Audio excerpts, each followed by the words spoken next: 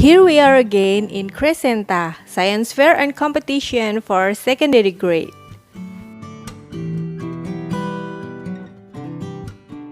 Today we're going to join the competition in TTG segment. Let's go finding out! We made this Airus for the TTG competition. It's an air purifier.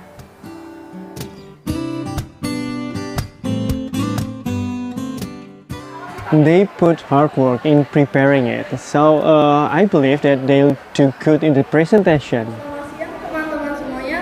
Bapak, nama saya Dewi Lauren Erlatan. Dan ini rekan saya.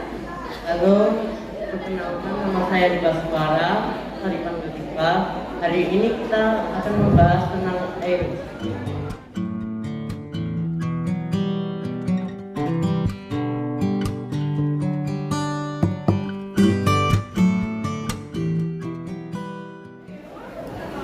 Why do we make air purifier? So it purifies the air around us that will be fresh and clean.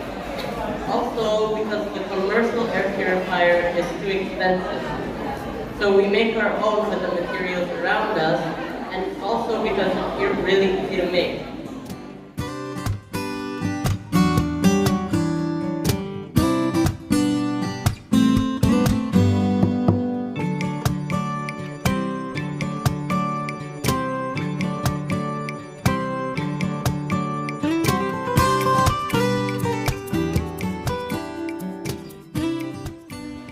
We've done our best. I hope the result is good. Thank you for joining us today. Bye-bye.